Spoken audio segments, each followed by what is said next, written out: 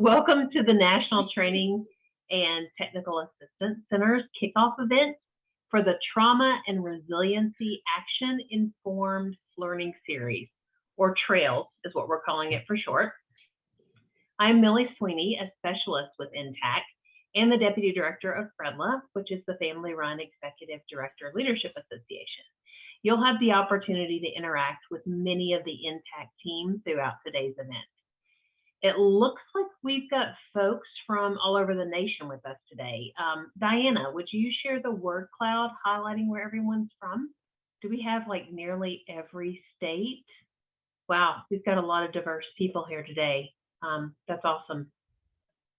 You know, now more than ever, it's critical that the mental health workforce is prepared for and supported to address trauma experienced by our children, youth, and families. Both the recent trauma related to the pandemic, political unrest, and natural disasters, and the historical and systemic trauma of racial injustice and inequity. Equally important is that we examine resiliency and resistance, ensuring that we as service and support providers are understanding and offering support that truly meets the needs of youth and families in culturally responsive ways.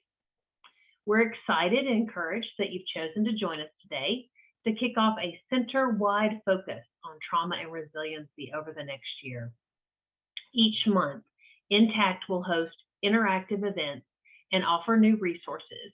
Many of these were listed on the rotating slides you've just seen and will be advertised throughout the year, and we'll highlight them at the closing.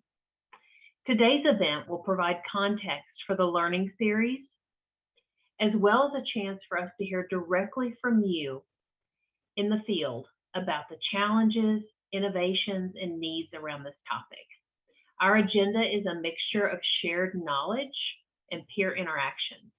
We'll begin with a brief keynote, followed by a panel of diverse perspectives on trauma and resiliency, and then engage in facilitated discussion in breakout rooms before closing. The chat feature will be available during the breakout session, as well as a brief Mentimeter survey type thing that prompts you to self-reflect and to note your thoughts, your ideas, and any aha moments that you have during the discussion. We encourage you to interact and share with each other and the facilitators today. Our children, youth, and families really do benefit from our collaboration, our partnership, and our ongoing learning. Now, this can be a challenging topic for many, and discussions today may bring some discomfort to some people. If you feel the need to take a moment for yourself, you only need to leave a breakout room and return to the main room. And once you're back in the main room, you'll have the option to remain there or to visit what we're calling the lounge. It's a calming space where support is available if needed. And now I would like to introduce Tyus Reed, who will discuss the multifaceted perspective of trauma and resiliency to set the context for our time together today. Tyus, over to you. Thank you. My name is Tyus Reed. I'm from Tacoma, Washington, a little bit south of Seattle. And basically what I wanted to set the tone for today is about resiliency and what that means in different communities, what that means in my communities, and what that meant for a couple of my peers' communities. So the thing about resiliency, and once you're in this field of the field we're all in, social work and helping people and dealing with people, whatever your respective field is, you always hear this word resiliency.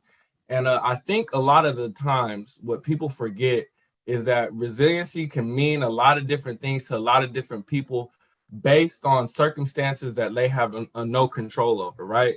So, you know, there's certain things in this world that unfortunately it's the way it is, and people are, you know, trying to do things in legislation and pass laws to change those barriers, but there's certain barriers that are in place that are in my community for sure, and in my peers' community that I've seen growing up, that it creates these bumps in the road that, you know, you can't just be resilient about. You know, you need support and you need help. And a lot of the times maybe, and not to the fault of like our mentors in our community or the older people in our communities, but sometimes they're just unknowledgeable like ourselves, and they don't have the right information to feed to us. So, you know, a lot of the times when you're a young person and maybe be in the public school system, there was a lot of barriers I faced with that, whether it be in the youth judicial system and then to the adult judicial system.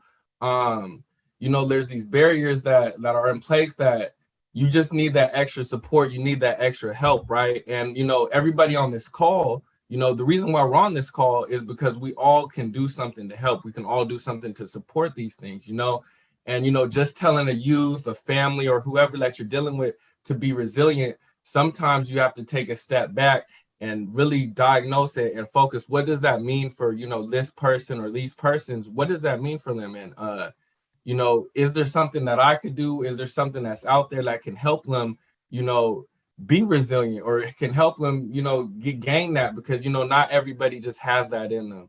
And I think, going forth in this call today, that's very important to know. And I'm really glad that that I was able to come on here and, speak about that. And just give everybody a perspective to just, think what is resilient, what does the word mean for, who you're dealing with, and what does it mean for yourself and how you can help. So I don't know if I give it back to Millie.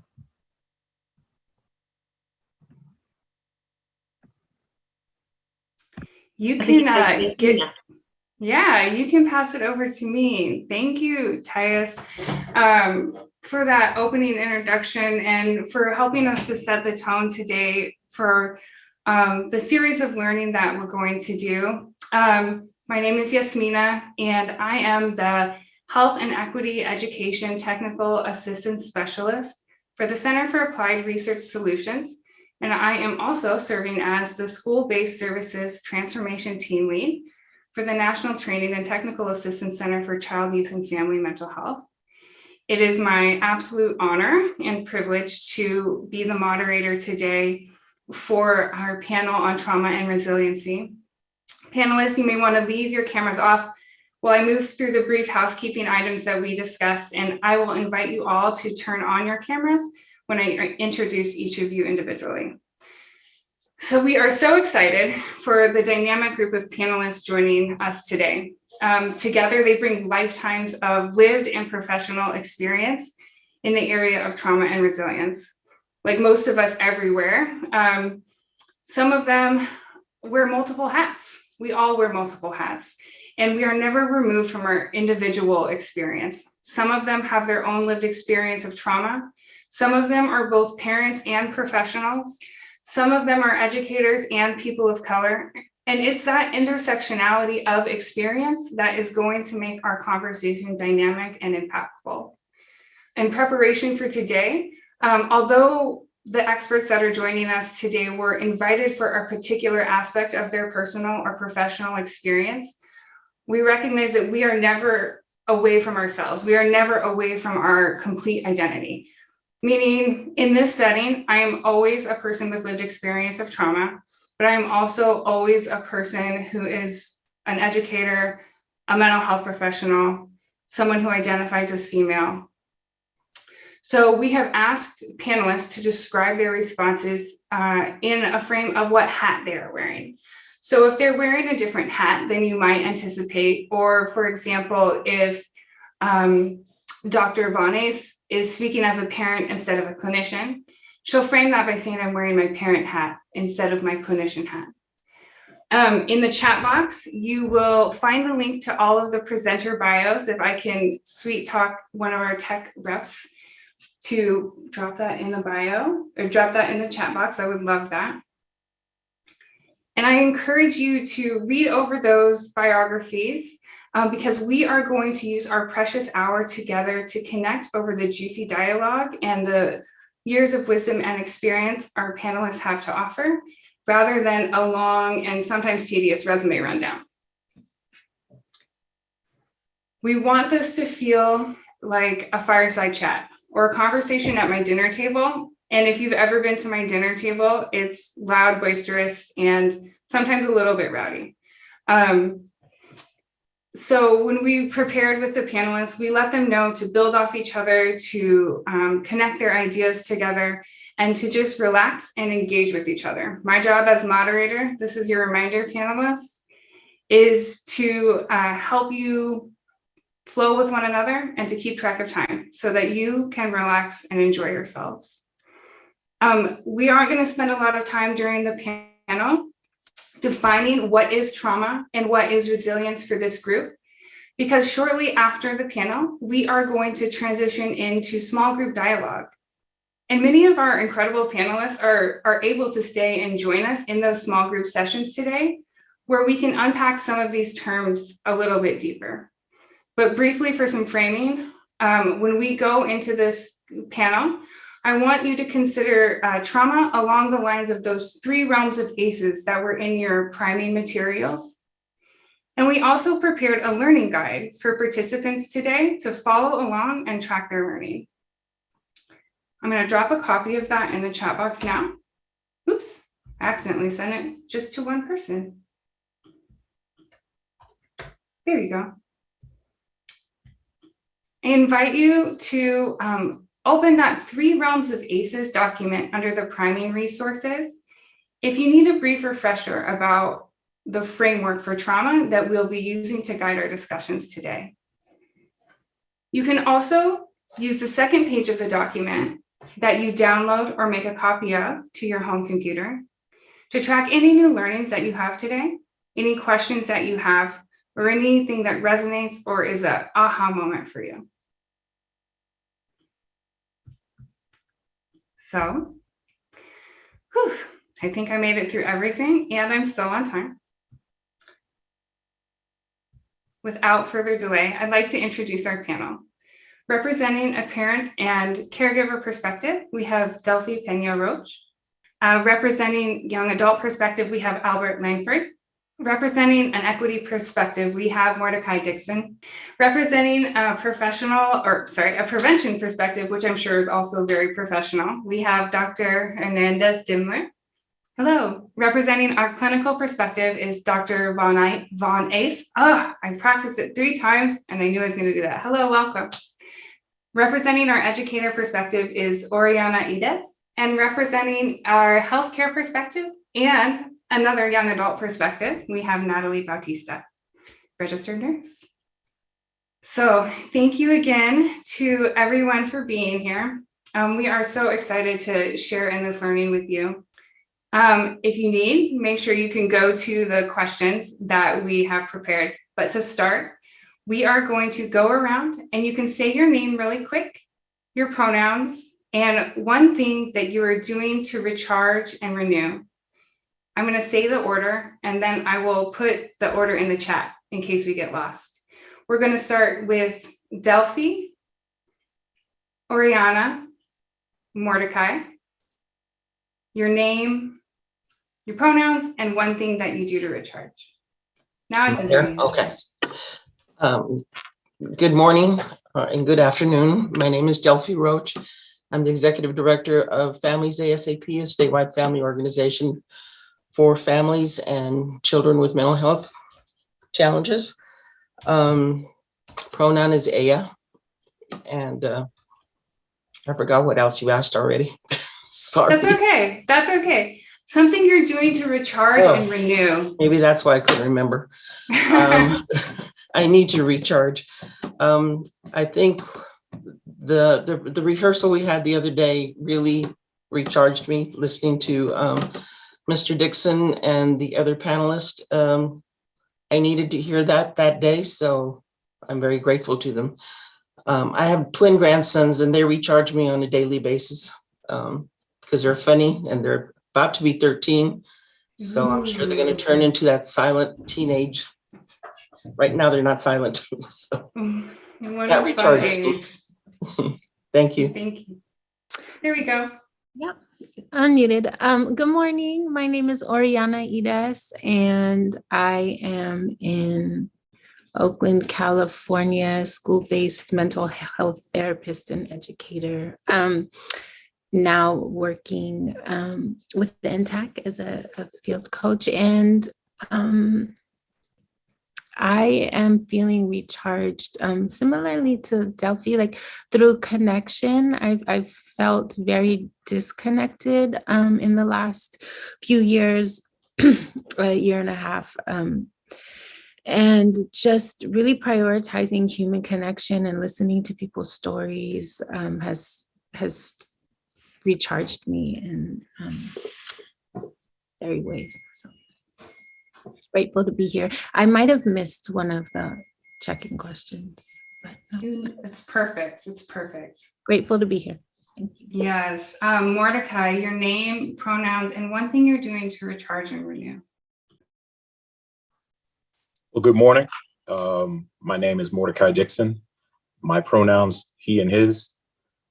What I am doing to recharge is activities like this. Connect with people of like mind, individuals who are passionate about their craft. And that's helping me refine mine, if that makes sense. And so it's a blessing to be with you all today, and I'm looking forward to this.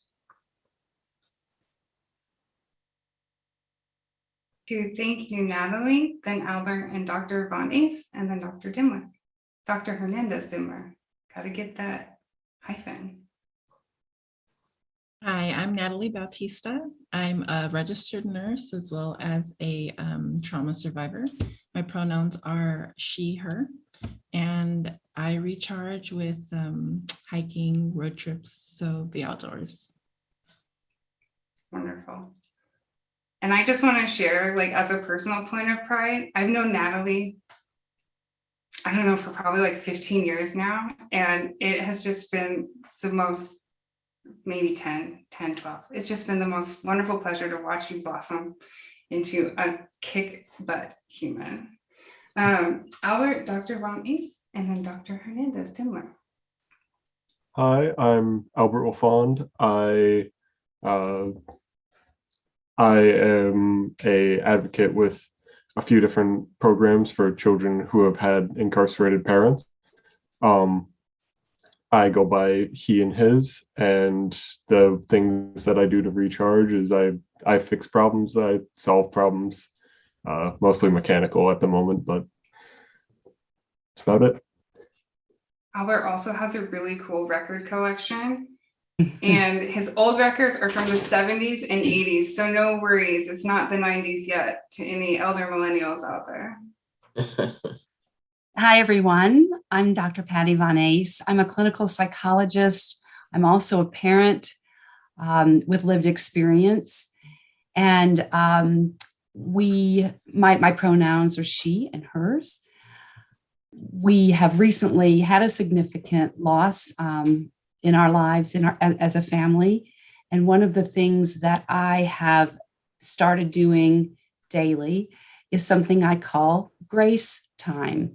And grace time is an hour that I put on my calendar so that I can have time to connect with my center, to give myself compassion, so that I can then go along my day to give compassion to others. And that is my way to recharge. And it's been a really meaningful, mindful, meditative time. Hello, everyone. I am Miriam Hernandez Dimler. I identify with the pronouns she and ella. I'm a professor I'm a clinical psychologist as well as the community psychologist, which brings me into this space and fills me with a lot of hope. I'm being really mindful of the energetic effect of being in this space. And at the end of the day, my recharge as well is I'm a mother also of 4 children through adoption and biological means. So that's my lived experience in motherhood. And my youngest is 4. And so I get my oxytocin rush through still olfactory methods, just smelling his feet. I will just say it out loud. I love it. I'm holding on to it until I'm blessed to be a grandparent and have baby toes again. They could bottle the smell of baby toes. Somebody would probably be really rich. Thank you to everyone. And as a reminder, we have a learning guide for you to follow along. I'm going to put the question in the chat so our panelists can refer to it. And the first person I'm going to throw this question to is Delphine. We talked a little bit about this during rehearsal, and Tyus mentioned it during his keynote. But in your view, what are some of the complexities around the term resilience, and how might we begin to untangle some of those tension points? With my parent hat, got a lot of lived experience there. Resilience is sometimes insulting if it's used too quickly by somebody who's asking us to change or to do something that we're not familiar with. I just remember when my son was younger, being told just, snap out of it, get over it. You're dwelling on this. It's like, I don't even know what I'm dwelling on yet. So how can you ask me to change? How can you ask me to do this? And I went through several providers who did that every time, not listening to me at all about what my worries were, what my concerns were. Never got to any history, because if I even mentioned history, then it would take a total turn that had nothing to do with myself or our family. They were putting my husband's disorder, his bipolar disorder and his substance abuse disorder on myself and on my son. And they were predicting already that my son was going to have the same issues and the same challenges and the same outcome, which my husband died of suicide because of his mental illness. And so that was already predicted for my son. And that was harmful. That gave me zero hope. And also being told that I'm not disciplining correctly, not parenting correctly. That was a lot of gunk on my windshield that was thrown at me. And then it happened to my son at school and the daycare programs. The gunk on his windshield was that he never did anything right. So at that point is when I had to do whatever I needed to do to make sure that his outcomes were not going to be the same. On the professional hat, we get a lot of families, the peer support that we do. For us, it's like a tsunami sometimes. Families come in with maybe one thing that they need help with at school, but it's really all these other things that are going on that are impacting their entire life. We don't ask unless they want to tell us. We work on whatever they want us to work on, and that's where we start. And then we move from there, depending on when they're ready to move on and what they want to do, because we're family driven. And so that's the professional hat. I've been doing that for 30 years, and pretty much based on my experience, I want to treat them the way I want to be treated. And that's with dignity and respect, and that's what we do. Thank you, Delphi. And there's a reason that we're starting today hearing first from you and Natalie and Albert, because it's important to center the people before we start to problematize. And so thank you for sharing that vulnerability. And I just want to make note of, if anyone's having, or if you or someone you know is having thoughts of suicide, there is a link to the Suicide Prevention Lifeline in the chat. I want you to know that help is available and healing is possible, and that the lounge is available. Sometimes these conversations are deep, and sometimes we're not always ready to hear all of it, and we need someone to talk to. So help is here. Albert, what are some of the complexities that you've seen around the way the term resilience is used, and how can we begin to untangle that? To me, the term resilience is put on to someone who hides their trauma more than it shows. Somebody who's resilient may not be as resilient as you think, because they can put it out. They can just put themselves out as a numb. And that's also part of trauma, is just being numb to some things at a certain point, and resilience becomes all that you know.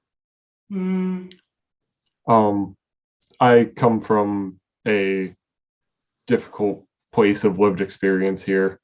I had a lot of difficulty in society looking down on me, like how Miss Roach had her child looked down I was in the child experience of that. My city that I live in looked down on me for being a child of two incarcerated parents, and I was expected to end up just like them. I was denied friends, I was denied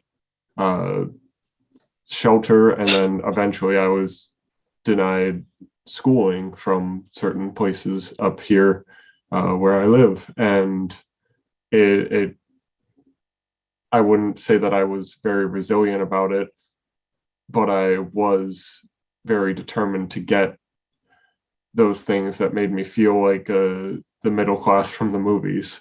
So I would always hunt for those. And that's where my resiliency comes from. Thank you, Albert. That's a really powerful perspective to bring.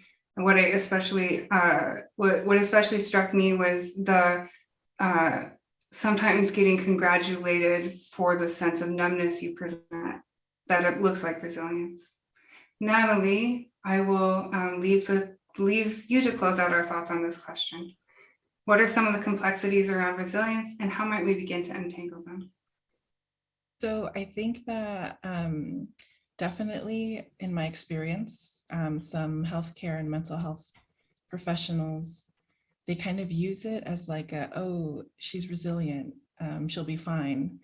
Kind of like to lessen the load on them, which is absolutely wrong.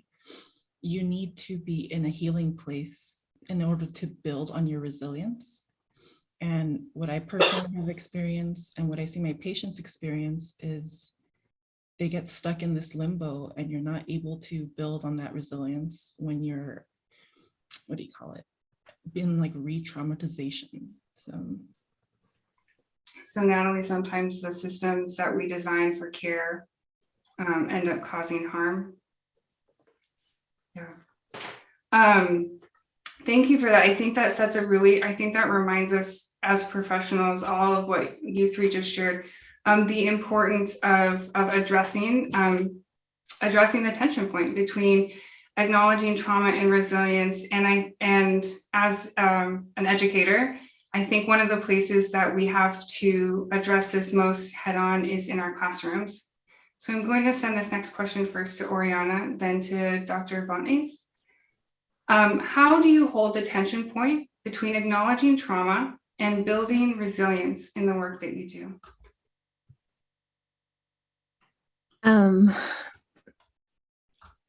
I have to admit that my understanding of trauma and resiliency has grown and changed over my years of working with young people and in schools. And so I've been in very different places, I think, than I am right now. And my understanding and how the word resiliency and the effort to teach resiliency has made me feel. I want to start by saying, like, I don't think resiliency is taught in schools, and oftentimes schools think that they have the place to teach that. Our people are resilient. Our survival is based on resiliency, and we learned that from our ancestors. We learned that from our families and our communities every day, striving to create something better for us than what exists, than what society offers. And so resiliency is beautiful. The problems that I feel with the term, or the tension, is oftentimes the resiliency I've seen is placed on young people, and we believe that the problem are young people and our young people's families, and they're not resilient enough. And so the focus I've seen in schools really be around teaching resiliency as opposed to honoring the resiliency that exists, and putting the onus and focus on school structures and on teacher capacity and teacher skill. That really is what I think is most trauma informed, we know that our environment is incredibly important in a determining factor in our ability to transcend trauma and heal through trauma. And oftentimes school places are trauma inducing. And so I think the shift, it's easier to think about like student behavior as the problem or an inability to be resilient as the problem, rather than looking at ourselves, our own practices as educators. And so I think that's greatly where the work needs to lie. And let's see. Yeah, I think that's what I want to contribute now to the conversation. Thank you, Oriana. There's been a lot of activity in the chat, so I want to make sure that Dr. Vanez knows that she's next. One thing that resonated with me, Oriana, and I know we discussed it before, is the idea that school can be a really traumatizing place. And coming in with that acknowledgement, especially when working with marginalized groups, that school has at times, and still is at times, a tool of oppression. Absolutely. And that is a very real reality for our students. And I really appreciate you bringing that perspective. I'll pass it over to you, Dr. Vanez. Sure. So the tension between acknowledging trauma and building resilience. As a provider hat right now, I believe deeply in the healing space of relationship, and that the space we bring folks into has to feel so safe, non-judgmental, collaborative, and our relationship has to be inviting to the person's whole person. So the tension between trauma and resilience, we all have bad things that have happened to us. We all have adversity. We all also have beauty, creativity, strength. When I think about the word resilience from my point of view, I think about it as the struggle with hardships to keep persisting. And I think of resilience as a trait that keeps us growing. And I think about post-traumatic growth. Those of us who have been through trauma have the opportunity to come through it and have what I call post-traumatic growth, which is kind of like resilience, but it's different. And it's our opportunity, it's my opportunity as a clinician to connect with what happened to you when you're ready to tell me about that, and to help people connect the dots between what happened to you or trauma and how has that changed you in ways that are moving you forward? And how can we capitalize on those strengths? And I really think that a key here is compassion to self. This is where, Albert was about the numbing out of trauma and I think about that as the putting on the mask. There's your tension between trauma and resilience. The mask is still trauma and it's resilience. It's both. We have to honor this paradox. And I think that we've done some real damage when we think about resilience is about that super kid who had all these terrible things happen to them. And now look, they're a college grad and they're a CEO or whatever they are, because that's not most people's stories. Most people are struggling every day with hardship. And it's not about the outcomes that they're going to have. That's not on them or us. It's about the day-to-day growth and struggle out of compassion for themselves, where they can become whole. They can confront their pain, take off that mask, and stop numbing out if that's what they're doing. And so that would be kind of that tension. That is a beautiful analogy, that the mask is both the trauma and the resilience. our sacred friends that helped us survive during a period of life when we needed them become hurdles later on from us healing and figuring out how to thank those sacred friends that helped us survive, but then also acknowledge that they're not serving us anymore. It is an interesting tension point. I'm going to pass this over to Mordecai from whatever hat that you would like to wear. Same question. How do you hold the tension point between trauma and resilience in what you do? Well, look, thank you all, first of all, for the invite. I'm going to use the first hat is that of being an individual responsible for those suicide prevention opportunities. Because in the absence of the compassion that Dr. Aya spoke of, or of the access points that Albert spoke of, or the voice being heard that Delphi spoke of, the heritage that Natalie spoke of, people will die. It's a harsh thing to say in a context like this, and at the same time, very necessary. It's been my experience professionally that access becomes a huge part of what we're saying builds this resilience. So is resilience a hard skill? One would argue no. There's a lot of people who are arguing it's not.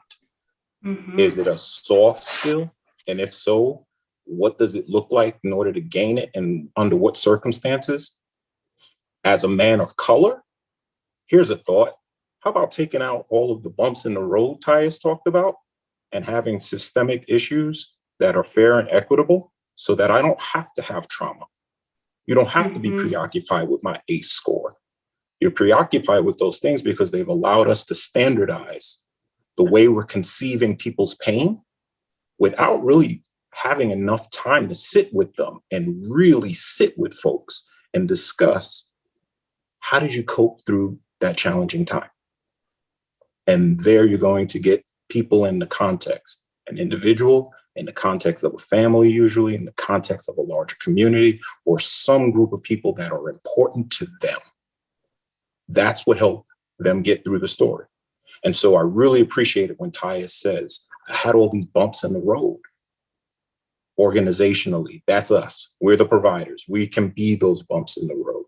It can be the systemic racism or the systemic ism of any today, because there's so many, it seems, that meet our youth, our young adults as they try to navigate these systems. And what are we doing to remove those bumps in the road? Because if not, then that stress becomes my stress. I am now responsible to navigate that. And if I don't trust that you truly appreciate me in the context of that stress, then what else am I left with? But, all right, thank you. I made it through. It's almost like we're amazed that these folks are still alive. Instead of saying, how can we improve an experience that looked like yours using maybe some of the coping mechanisms that you used? What happened when your stress level became so pronounced that the coping skills that you were taught didn't work anymore? Because that's when people are likely ready to die. When they stop believing that there's anything else, they cannot believe in the institutions that we've created. There's not enough trust. And then they seek out what's left and they tap out. They're done.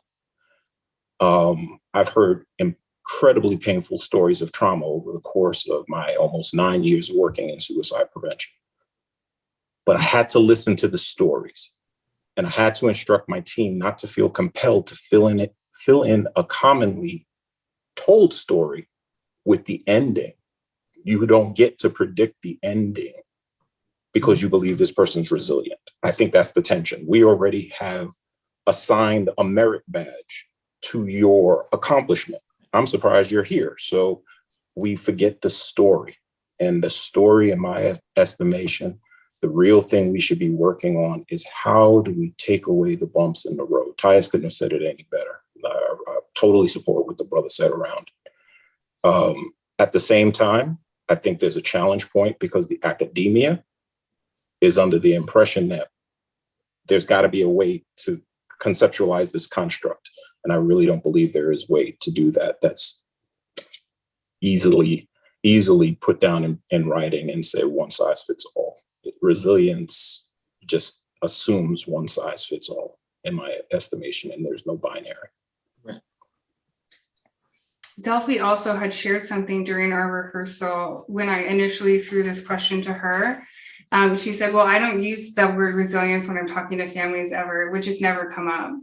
And I think that's a very interesting point when we're talking about meeting folks where they're at, and along the line of how that stigma plays out in prevention settings, specifically suicide prevention.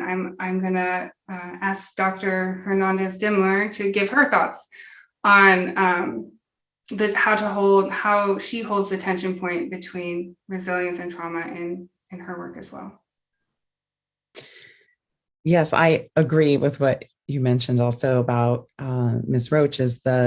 I don't think I've ever used the word resilience with a client and so my identity as a clinician is being activated right now in terms of I'm a trauma specialist, and when trauma comes into the room in the lives of our clients, we don't ask that question. I ask, well, what are the angel moments that you've had? Who has helped lift you up?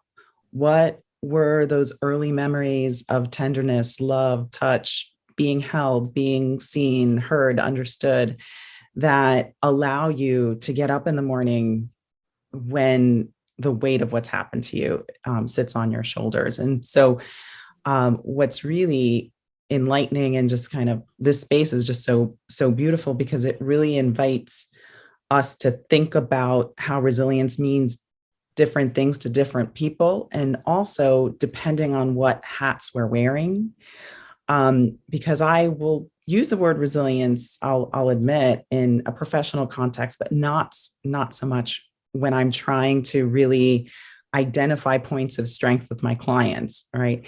I also want to appreciate that the word resilience is in itself more and more a triggering word for different people, because it suggests that if I don't have it, that I'm not overcoming because I don't have this thing, and therefore I'm at fault. It's my fault that I'm not able to overcome this. And completely neglecting all the structural, systemic, what's in our soil that is impacting one's ability to be resilient. And for others, it's an empowering word. For others, it really is. Yes, I am resilient because my ancestors were resilient, and science is showing us through epigenetics that we are carrying on a genetic level the strength of our ancestors and also some of the pain.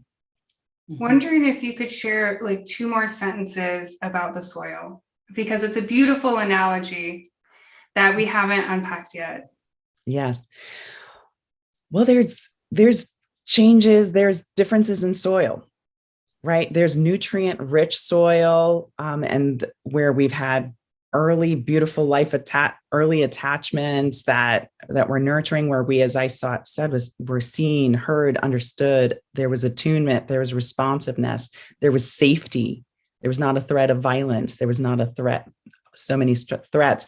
And so the soil, so a child, and I'm an early childhood specialist, and I see this also in the older kids, that when they didn't have that early rich soil, it's harder. It's harder to grow your flowers and blossom and bloom, right? And so what we invest in our soil is my symbolism around all the systemic pieces and structural pieces and intergenerational pieces that go towards growing our beautiful flowers. And it's really hard for a flower to grow and bloom when the soil hasn't been nurtured and there's been more adversity. And I also received a really great message in the chat from Destiny. She said, resiliency is hard when trauma comes into play, and constantly being triggered from the trauma you have endured at work, school, anywhere. And then you have to continue to get through the day. It's so tough when people are not educated on emotional intelligence, and it's hard for people to navigate their emotions. And I swear I didn't put Destiny in the audience on purpose, and I didn't make up that question because I think it leads beautifully. And Miriam, you alluded to it as well in your answer. The responsibility for resilience. I'm gonna first give it to Mordecai, then Delphi, then Dr. Vanis.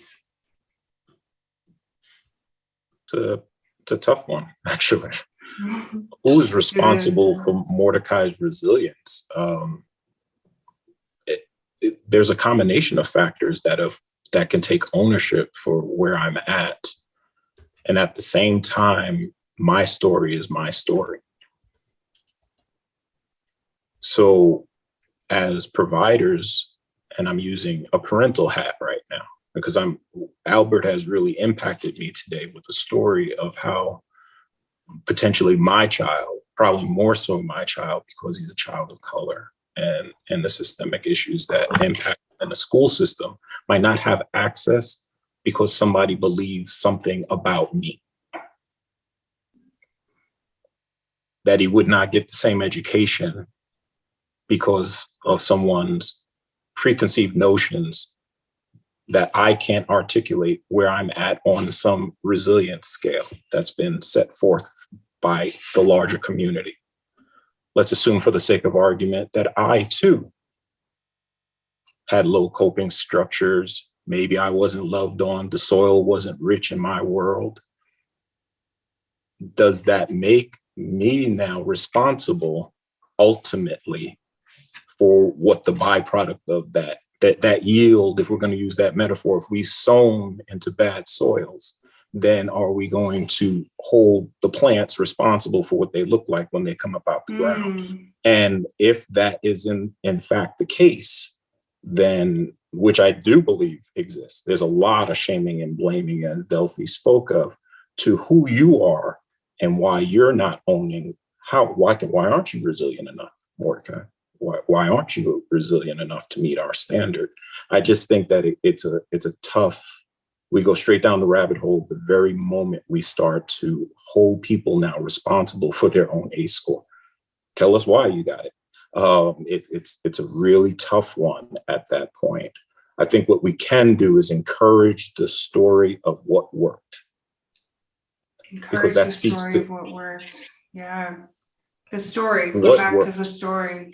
The story is so powerful, and it's in our culture. For some of us, the story has been passed on, as was stated before, from generations and generations and generations, and it taught us how to survive. Mm-hmm. So that part of my story, as Miriam said before, can then be deduced as this is a part of his resilience by the professionals that are doing that work. But in real time, I don't know that a person would be able to literally walk through, especially in the middle of crisis where their executive function is basically flushed. How do they get to tell you how they became resilient? They're just trying to get through now. That's right. I'm just having a real experience in this moment of thinking about the word resilience even, and what it means in context and how it's an after the fact label.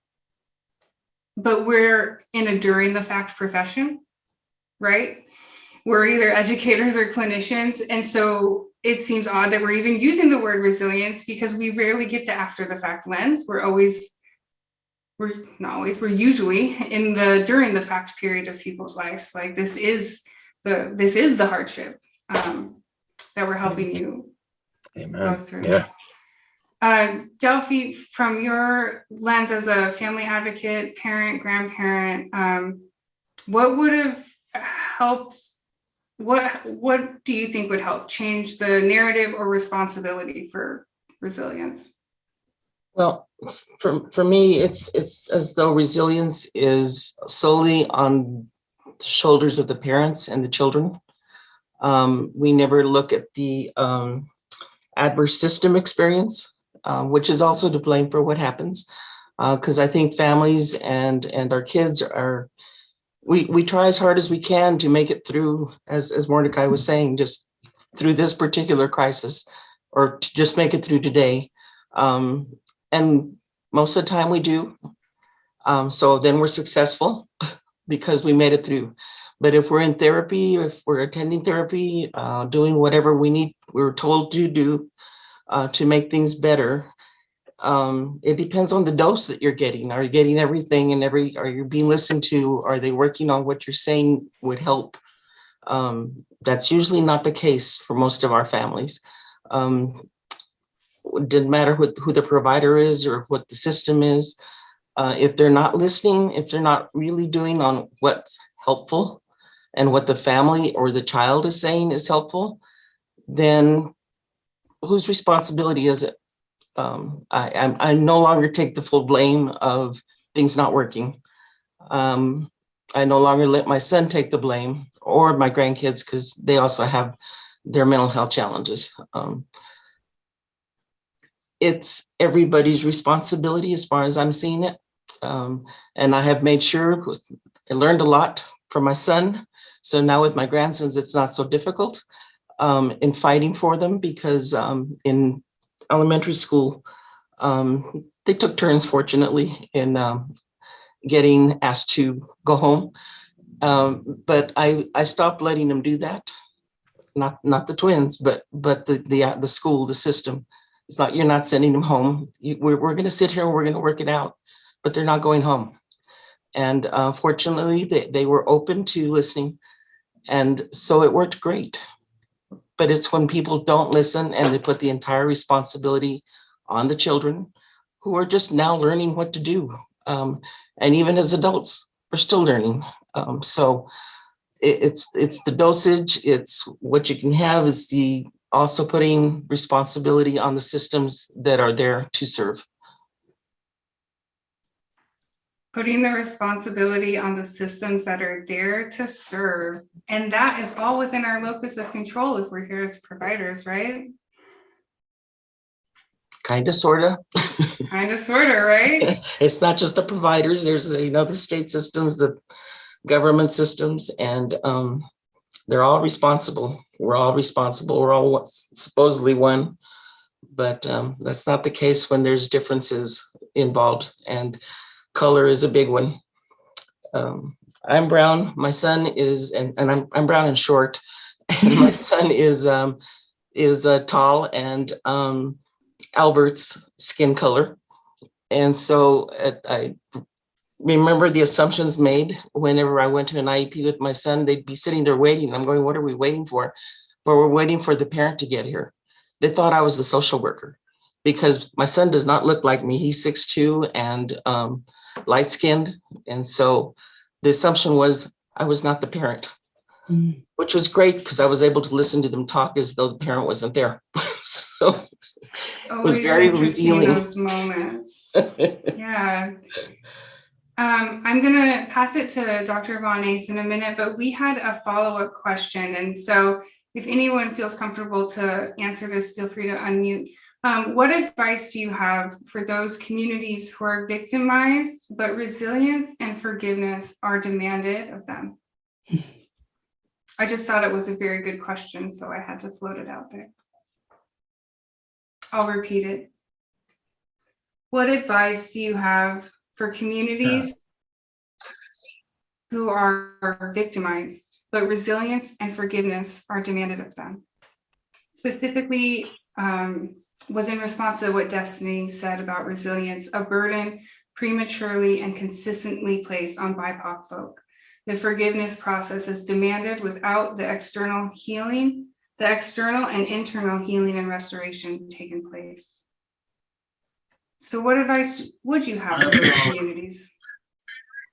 Hi, my name is Michaela. I would actually like to speak on that. I think be mindful, be very mindful. Like I say this in all of our meetings, all of our trainings, anything that we attend. It's very good to be mindful because sometimes we forget that even though respect should automatically be given, that's not the case, right? And it's a lot easier to become frustrated and agitated with the situation. But what does that fix? It doesn't fix anything. So read it like a bad text message. The message came in, we read it. Now we have two choices. We can either respond or we can delete it. And I think Michaela got muted. Oh yeah, it says host muted me. Oh, They didn't want to hear me. They didn't want to hear me anymore.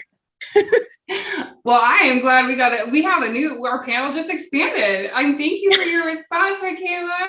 Definitely, definitely. Yeah, and thank you for allowing me to speak. I did. I feel like we all deal with that, no matter race, color, religion, sexuality. Like I think it hits from multiple different realms, and the disparities that are faced with that are just something that happens.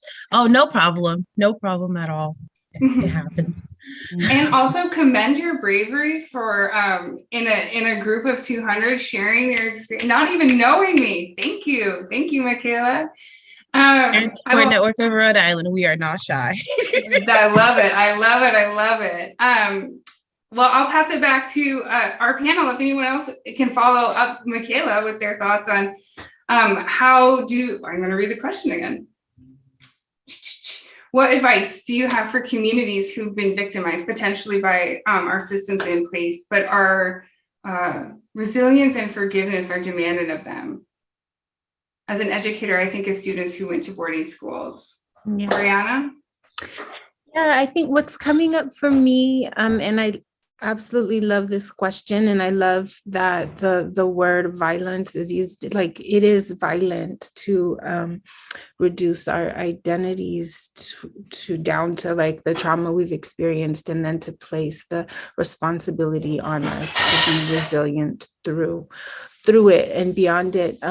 And what is coming up for me in this panel is the work of Roderick Watts and also Sean Jenwright, and how incredibly, and Paulo Freire, the incredibly powerful it is to teach young people about their histories, about their ancestors, about the powerful work and fight for power and humanity that has existed before them. And I think Roderick Watts' work is around critical consciousness and teaching critical consciousness to young people that are in communities that are under attack, and how it is an antidote to oppression.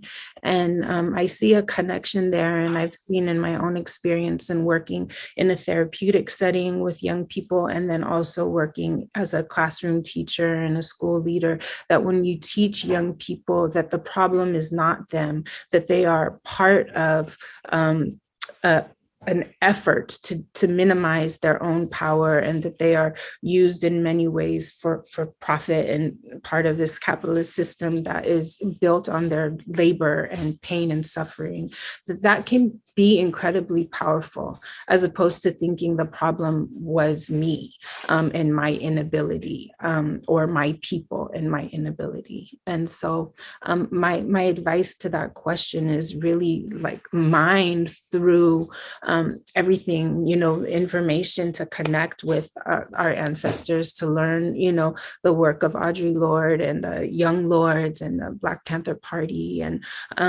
it's tremendous effort that has been, is existing as a fight for our humanity and wholeness.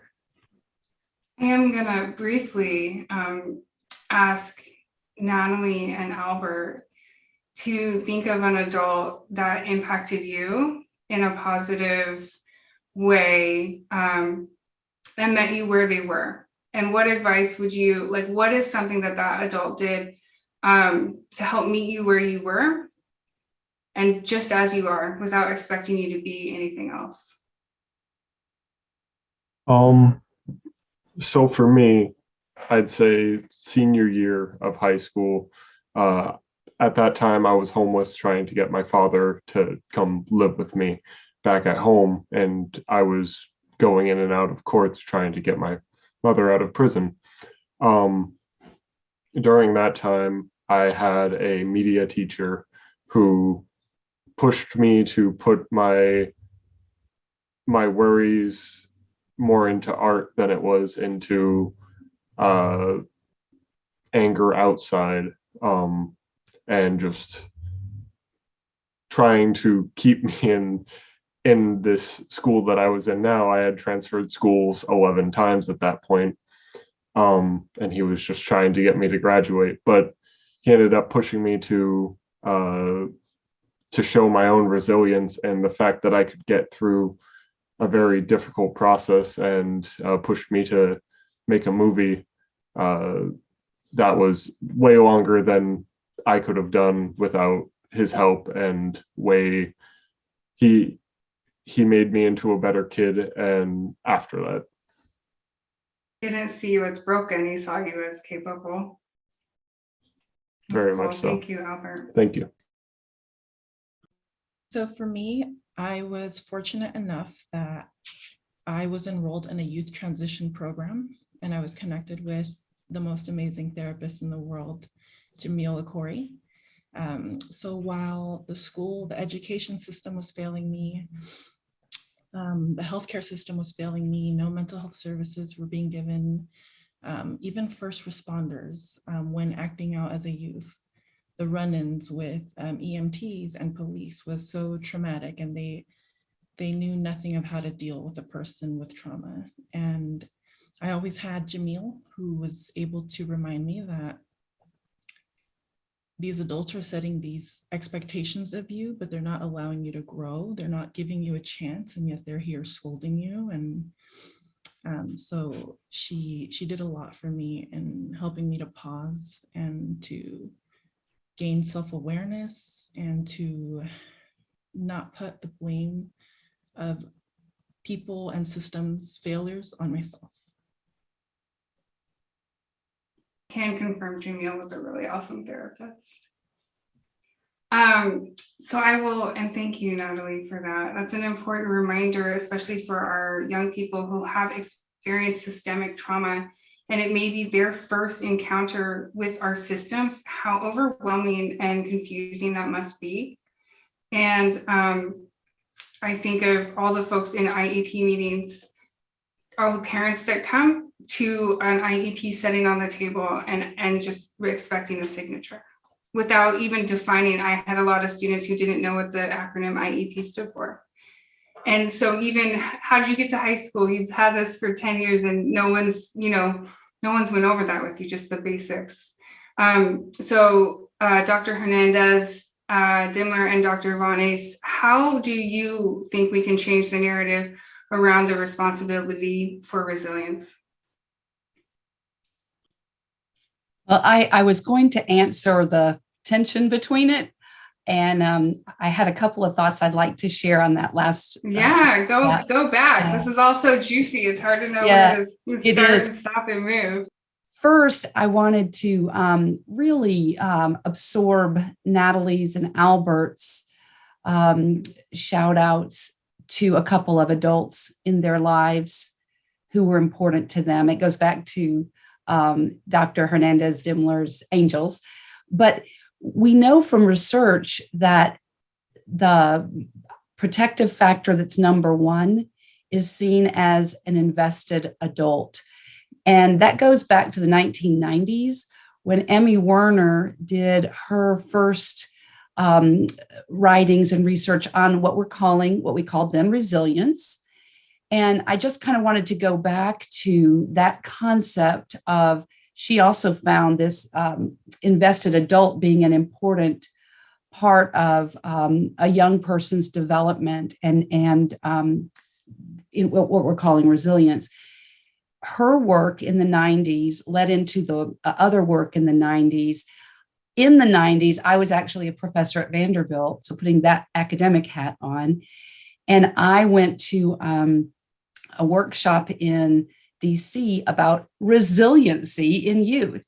And at that time, there were 7 factors that were being promoted as this is resiliency.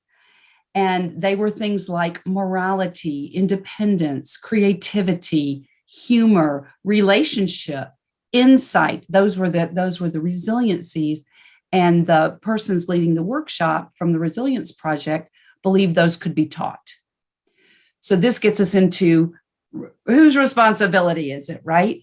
Well, if they can be modeled, taught, or ingrained, then it is somebody else's responsibility to be the teacher, the giver, the ingrainer, the helper. which I think I'm hearing Albert and Natalie say, I had some people who taught me, who helped me grow. And there, again, that concept of post-traumatic growth. So responsibility, it goes back to, I think, what Mordecai said. It's so complex. We've got stuff inside of us that wants to come out and meet the world.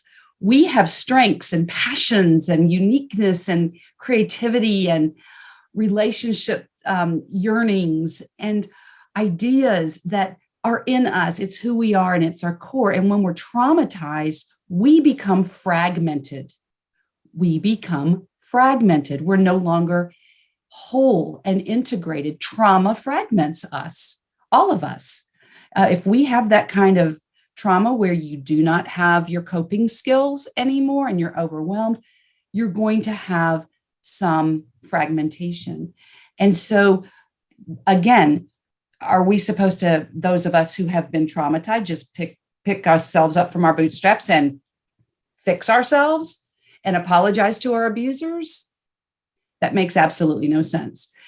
But I don't want to diminish the what each person brings from their history, their ancestral history, their lived history, the traits that make them, their motivation.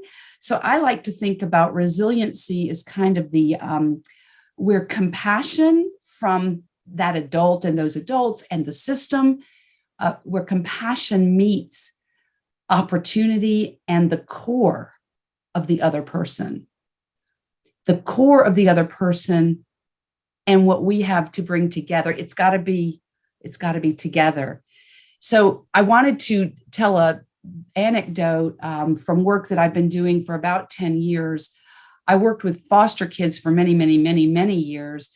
And because of my work with their hardships and understanding them, I was called on to become an evaluator on death row for defendants who are on death row who have adverse childhoods, which it turns out I've done about 12 of these, and they all have, we're going back to the ACE scores, they all have 8, 9s, or 10s on their ACE scores, plus other ACEs like racism and bullying and all those new ACEs that weren't on the original list. And so it's my job then to write to the court system, which I've learned a lot about. And I cannot agree with Tyus more about both the judicial and the adult judicial system. It's appalling. We all know that. It breaks our hearts. But I have to write a report, and I include in that report responsibility, connecting the dots of the person's life. How is it that they got up here and did this crime? Where do the dots connect back down? Whose responsibility is it? And I always point out a combination of things, but the system is always there. This person didn't get the chances, and all the ones that I've seen so far have been male. This man did not get a chance in education, time and time again. Mental health let him down. The addiction community let him down. The services didn't meet their needs. People didn't understand. People didn't ask them what had happened to them. People didn't know. They were like Natalie said, they were picked up, in the legal system as minors and treated as adult criminals and not given the chance. The system, the child welfare system let them down. And all of these systems are put into place to be, supposedly good systems for us. But that's what I've had to do. I've had to point out the failures. And then when it's a particular state versus a particular person, I have to say, hey, state that's wanting to put this person to death, look what happened back here. Whose responsibility was that? And let's begin thinking about these systems that are not picking up our kids, not picking up our families, and not doing their job. So I have one more thing to say, and this is my parent hat.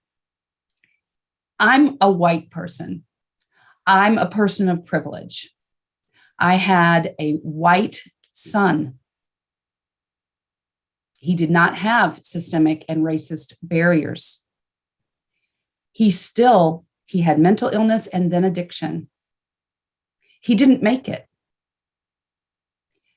And I got to see the system around him, a person of privilege. And it still wasn't understanding his disease.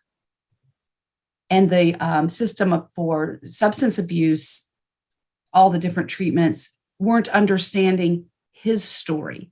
I went in as a parent. I know his history. I'm a child psychologist. Let me help you understand his brain, how it was when he was born, what I've always seen. And I was told, you're just enmeshed and you're part of the problem. And I was sent away. Not at all the places, not at all the places. So whose responsibility is it? It's an important systemic question. It is an important systemic question. And someone just messaged, access is not enough. They have to be meaningful. Yes. So Miriam, Dr. Hernandez-Dimler, I will let you wrap this question up. How do you help change, or how might we help change the narrative and responsibility around resilience, knowing that a lot of the research that has been done on resilience to date in the academic world has primarily been done by folks who don't look like the populations that we're talking about when we talk about the social determinants of health and the social determinants of education. And so how do we change the responsibility around the word resilience? That's a big question. I'll just name it.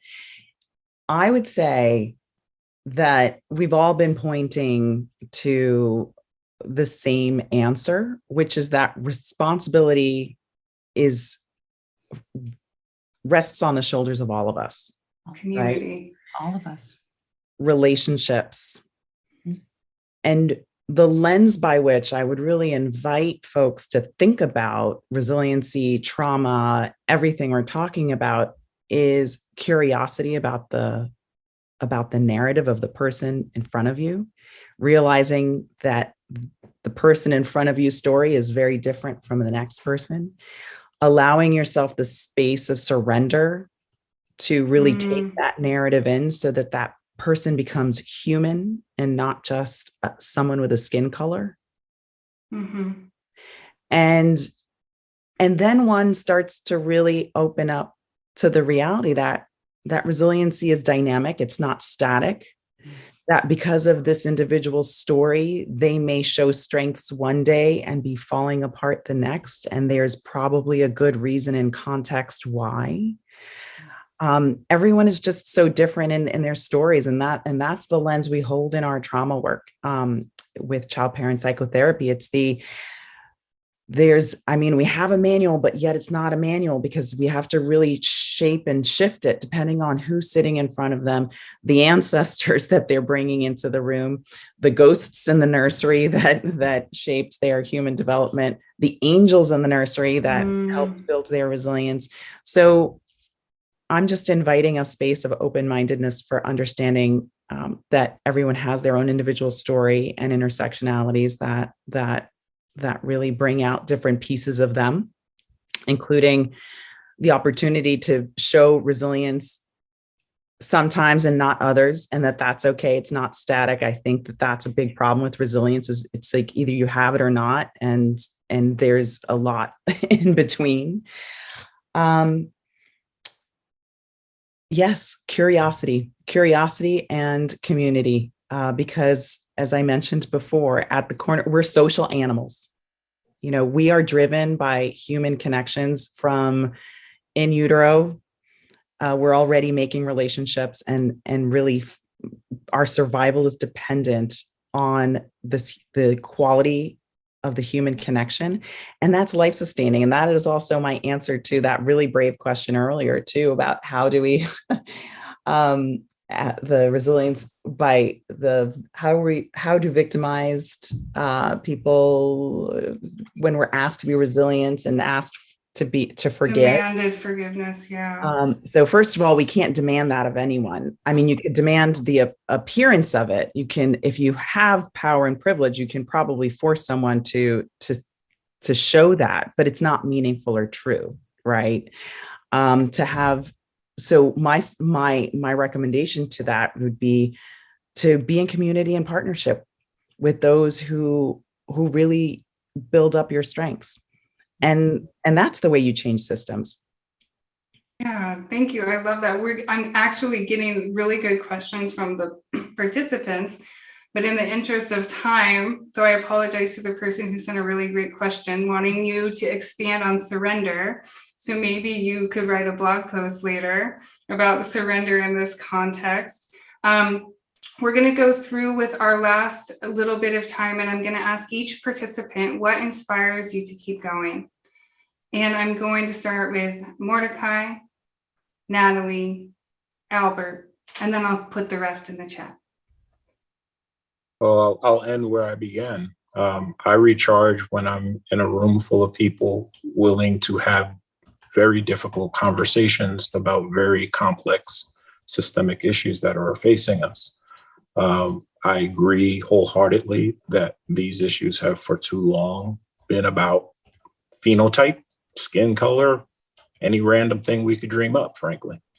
But there's so much power in that we have to start getting to a place of no one should be hopeless as a result of these things. No one should feel that they don't connect to the larger body of humanity or don't have citizenship within it simply because they didn't meet some arbitrary measure that we created for them.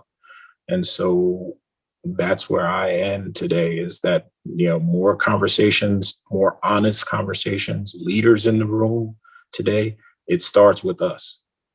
We must be willing to say the unsayable, to speak the unspeakable, in order to change the work that we know. We do it every day, so we know exactly what's working and we know what's not working 9 out of 10 times. But we feel powerless because we're not really having the dialogue. And so we speak about it off, under our breath, or we speak about it in the parking lot where it serves no benefit. Thank you. Thank you. Natalie? So I personally find inspiration in my family and my mother, who went through a terrible journey to get here, to get to the United States, to provide for her family. She is the most resilient person I know. And she's a huge source of my inspiration. But then now as an adult, my patients who are failed time and time and again, and I love to see them come back, and I love to see that they have not given up, and they inspire me so much to push myself and to continue my own education so that I can advocate for them on bigger scales.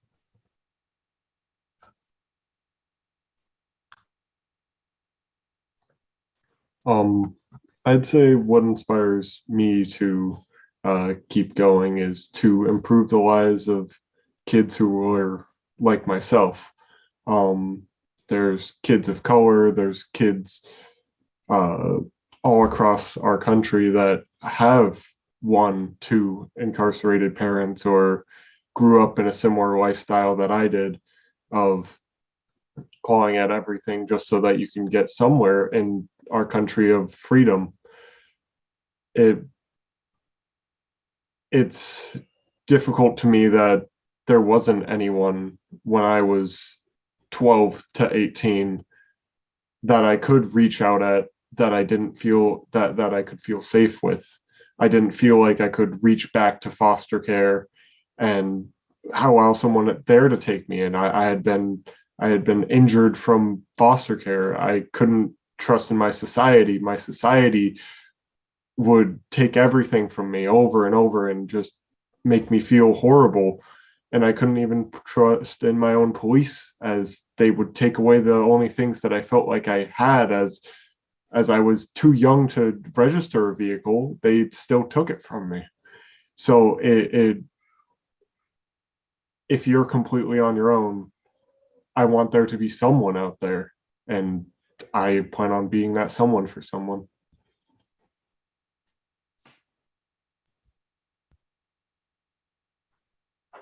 Selfie.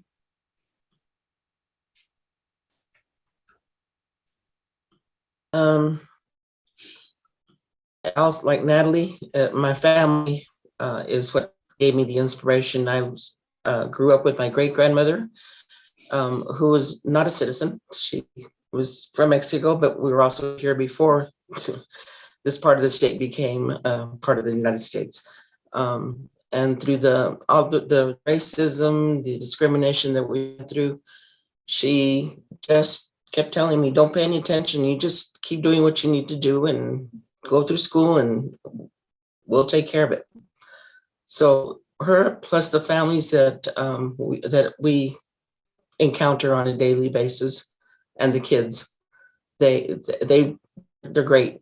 You know, and yes, they're here in crisis. Yes, life is a mess for them sometimes. But the fact is that they keep trying. They don't give up. Just like Lee was saying about her patients, they don't give up. They're doing the best they can for their kids with what they have. And the kids, I love our kids. Behavior challenges, I don't care. They're smart. They're funny. They're very creative. Sometimes not in a good way. But nevertheless, they're great kids, and that's what inspires me. Is just being able to be of service. Thank you, Delphi. Oriana.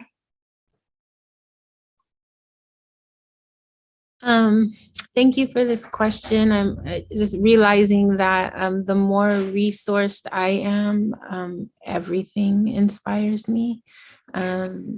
So when I'm in a good place, like I stare at a tree and I'm just completely amazed by the beauty and tenacity of a tree. I think about the young lords again, and Fred Hampton, who was 21 years old, who just was incredibly poised and led towards, I guess, also this vision of liberation deeply inspires me. My children as well. I have a almost 2-year-old and a 23-year-old.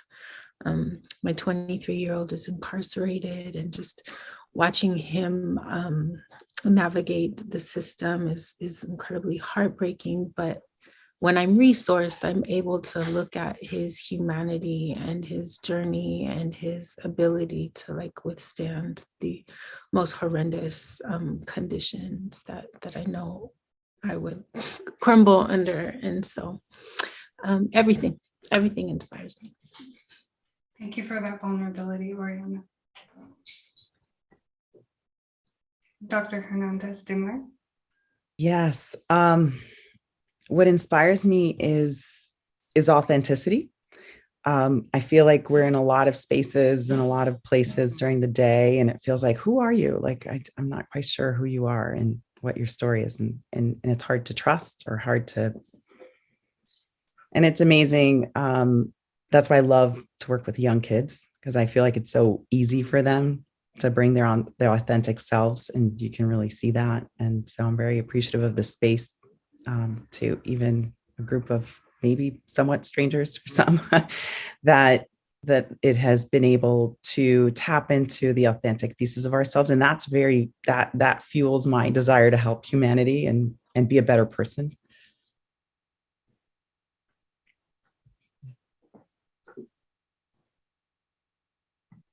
Am I last? You, but not least, certainly. Okay. You're taking us home. Okay. This has been wonderful and inspiring to be together here today. Thank you to all my colleagues and to NTAC and all the people involved. For me, what inspires me is it's spiritual. And I use that in a fairly broad sense. I went into psychology. I came out of psychology not expecting to begin my work in the child abuse area. But that's where I got planted, and that's where I got called. And my trajectory of development just kept along that line. And what has inspired me is that I have been called to advocate, and I've been called to connect. And I have found that through connection, which feels very spiritual to me, this is really getting back to the spiritual part, when I am able to be used to be a safe space and to take in whatever the other person feels safe to allow me to take in with them and for them and hold with them. I'm so honored by that, and I'm so inspired, and I'm inspired by their strength and by their authenticity, back to your word. And what's happened for me is it's inspired my own growth and journey, especially through my grief journey with my own son. When I used to be like the competent, psychologist in the community who taught parenting, I had to become totally humbled, and the word surrendered. I had to surrender it all and sort of start over because that's where I was. That was spiritual too. So what I've learned by doing this work from others, from those I've served, they serve me too. And it's about growth for all of us. It's about growth and connection. Thank you. Thank you. It is. It's about community. Community is a safe place where we can bear witness to others and where they can bear witness to us. And that's something that has been resonating with me for the past week, is the importance of healing not happening in isolation. Yes. And I think that's one of the things that I've heard just so resonant from everyone today. What are some of the other ahas in the chat? Feel free to leave them there. We'll be putting all of this into a learning capture. I want to say thank you again to our panelists for sharing their stories of strength, resilience, and the wisdom of their professional experiences. We are going to transition into what is called a needs scavenger hunt. And oftentimes in our worlds, we are asked to, don't open the break rooms yet. We are asked to ignore or otherwise not attend to our own needs. So your activity right now and your job, your job, is to go do something till 30 minutes after the hour of whatever time zone you're in. I'm in Pacific time, so I will be back at 11:30. You can take a break, pet a furry creature, do something for you, and we will see you back, and I will play some tunes. Then I'll give you the instructions to go to our small group breakouts, where we will be unpacking some of the complexities a little bit more in depth. On your marks, get set, nourish yourselves. We're going to transition into breakout rooms in a minute, and we're going to do some small group dialogue. If you open up this learning guide, and I'm going to share it with you really quick, you'll see here on the first page, you have small group dialogue prompts. Everyone in the Zoom is going to be randomly assigned to a small group breakout. Every 20 minutes, the facilitator of that room will change. You will not move. You get to stay there, get to know your breakout room buddies, talk about the weather while the facilitators change, and you fill out your Menti AHA. There will be a room host in every room with you who will be able to answer your questions. You can see them listed in the panelists. It has room host in front of their name. And the facilitator you get will guide the discussion based on the question that's assigned to your name. I'm going to wait a few more seconds to make sure everyone's back, because I see folks coming. Okay, to Tracy to bring us home. Thank you. But you know what? But for now, what I want to invite us to do is, we've been talking about some really big subjects that really elicit some big feelings. And with that, sometimes it almost feels hopeless. How can we possibly make a difference in looking at trauma and resiliency? We don't have the resources. We don't have the authority. We don't have the power. We don't have the people, we don't have the knowledge. But what we see oftentimes is that folks say, with any big problem, you might not have all that you've got, but you've got about 15% that you can make a difference on. So with 15%, that requires no more money, no more resources, no more skills, no more knowledge, no more experience. Just within what you have right now, right here, you have the capacity to do about 15%. And so I want to ask you what you're willing to do with your 15% so that you can, we heard terms like enrich the soil of resiliency. We heard Tyus talk this morning about removing the obstacles to resiliency, about recognizing that resiliency is not a one-size-fits-all, that it's incumbent upon all of us to help remove those obstacles, to make the path clearer, to enrich the soil, to bring in what we need so that the people around us, whether they are officially, we're working with them, we love them, we work with them as a colleague, regardless of how that relationship is, it's incumbent upon all of us to bring our best to it, to bring our 15% to address those obstacles, to address that trauma. And so I'd invite you to put in the chat what you're willing to commit to doing in the next 3 weeks so that you can help remove an obstacle for somebody. It might be very small. It might be, I'm going to really engage in active, engaged listening with every person I come into contact with over the next week. It might be, I'm going to return every phone call within 48 hours. Whatever it is, I'd like to invite you to put your commitment in the chat. And the reason I invite you to do that is because if you're like me, I can just think about it. And sometimes I think thinking it is the same as doing it, and it's not. I can think about getting more exercise, but that's not going to change anything. Except your mental hamster wheel. That's right. That doesn't work so well.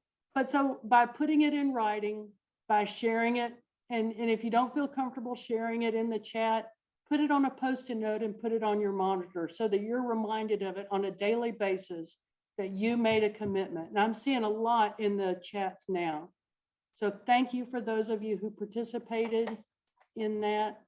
And I really appreciate it. And I am going to, my commitment is about taking care of myself in a way, because I know that, as you've heard, you can't pour from an empty cup. And so I am trying to walk every morning. So every morning at 7 Central Time, if you call me, I should be walking. So that is my commitment for the next 3 weeks. Well, lucky you, I get up at 5 a.m. Pacific time. You might get a phone call. All right, I'll be waiting for you. I'll turn it back over to you, Yasmina. And now, to give us our closing words of wisdom and call to action to keep us going, I'd like to hand it over to Suki. Thank you so much. I feel like that was a pretty wonderful call to action, Tracy. And I feel a little seen, and I feel a little called out. So I think that's a called in. So I think that's good today. And I am definitely going to think about my commitment and do my commitment, which along with a lot of people in the chat is definitely going to be around self-care and self-management. I love Mordecai talking about that today, really the importance of self-management, what that looks like. We think about that a lot for kids, but I think that's really important for adults as well. So I've thanked you all in the individual sessions, but I wanted to thank everybody again. This has been a super inspiring afternoon for me, and I hope it's been for you. We will be posting an evaluation in the chat. That link should pop up very shortly. So I appreciate you all taking a few minutes to help us improve our training and technical assistance events here at INTAC. And I want also to highlight just a couple, I'm going to share my screen really quickly. I want to highlight a few of the things that you can expect from the next year. And we talked about the trails initiatives that will be happening.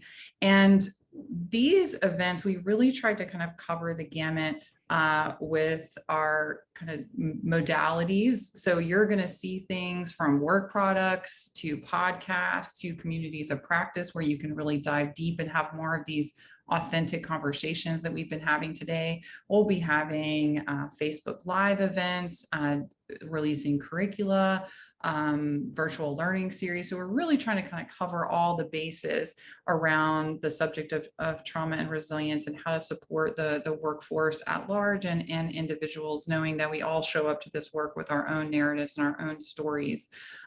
So just a few highlights.